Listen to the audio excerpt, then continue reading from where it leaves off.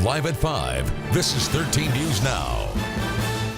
And we start with a check on the weather. Good evening, I'm David Allen. And I'm Janet Roach. Rain is falling in parts of the area right now. Let's get right to Jeff with the details. And we also have some fog around as well. This is a shot from the ocean front. Our DQ camera looking instead of toward the east, toward the water, looking toward the west. And you can see a lot of that fog and low cloudiness as the warm air is coming in over the cooler waters there of the ocean. It's creating that situation. Also reduced visibilities of a different kind just from heavy rain back here through parts of the metro area. Not quite to a lot of Virginia Beach just yet, or even Chesapeake for that matter, but it is starting to work its way in, as you can see, from the western suburbs back here into the metro area. Really heavy rain right now just off either south or west of us. You can see down here near Lynch's Corner, back down toward Turnpike Road, starting to let up a little bit around Sandy Cross Road and Trottville and some of the areas where the heaviest rain is now east of you.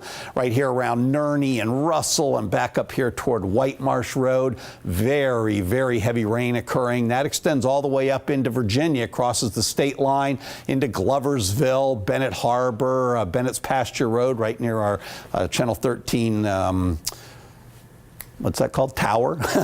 You can see there's some very heavy rain out there. Newport News starting to see some of that moisture come into your area as well. That'll overspread parts of the peninsula. 69 right now, southerly winds at 10 miles per hour. They've been gradually picking up, and they'll be getting even a little stronger late tonight and tomorrow. 60s for tomorrow.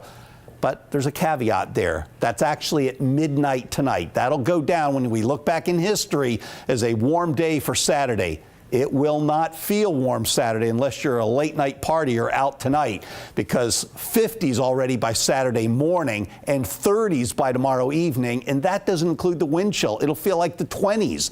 Very cold air on Sunday. Chance of precipitation, though. Notice how I didn't say chance of rain. Chance of precipitation by Wednesday. We'll talk more about that as well coming up. All right, Jeff, thank you. We're starting to learn snow makeup plans for some school districts. Portsmouth only needs to make up 3 days because 2 were built into the calendar. The district will extend 3 early release days and add 8 minutes until the school day. Suffolk had 1 day built in, so it needs to make up 4 missed days. That will be done by extending early release days and taking back the President's Day holiday. So far, Newport News is changing January 29th to a school day for students, and those details are on 13newsnow.com. Right now, work is officially underway to improve one of the area's busiest traffic headaches, the high-rise bridge in Chesapeake. Here's a live look right there at it from our traffic network. VDOT held a groundbreaking ceremony this morning to begin widening the bridge. 13 News Now reporter Megan Shin was there and joins us now live from Chesapeake. Megan? Well, David, Regina, as you can see, there's gridlock on this road right behind me. Even the traffic is moving pretty slowly. And the Secretary of Transportation says this is the largest project that they've had that could help release this gridlock on the south side of I-64. Now, phase 1 of this project does include a new bridge that'll be built behind me closer towards us, as well as expanding the road to ease a little bit of that congestion. 1, 2, 3. All right. In Chesapeake, it's a celebration about breaking ground to build to new heights. It's the official start of widening I-64 Southside, adding a new high-rise bridge. This high-rise project, which has long been on the wish list of the regional planners and leaders, is finally happening. Governor Terry McAuliffe says the soon-to-be bridge will sit more than 100 feet above the Elizabeth River, just south of the current bridge. That is going to look like a little miniature scale by the time we are done. He says this project is the result of many years of hard work, so it's fitting his last groundbreaking as governor is here. This is, for me, a bittersweet moment. We've had a great ride over the course of the last 4 years. Chesapeake Mayor Richard West, officials from around Hampton Roads, and the Secretary of Transportation all say this 9-mile design is an asset to drivers with lots of support. It's the story of communities working together. It's a game changer for the region. It's important.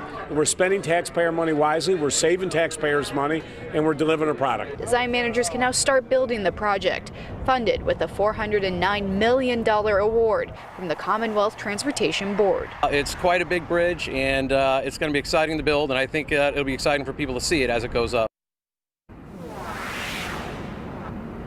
Stay with us here at 13 News Now at 6 o'clock. We'll tell you about what the governor has to say with the toll roads that will come with this expansion. Reporting live in Chesapeake, I'm Megan Shin, 13 News Now.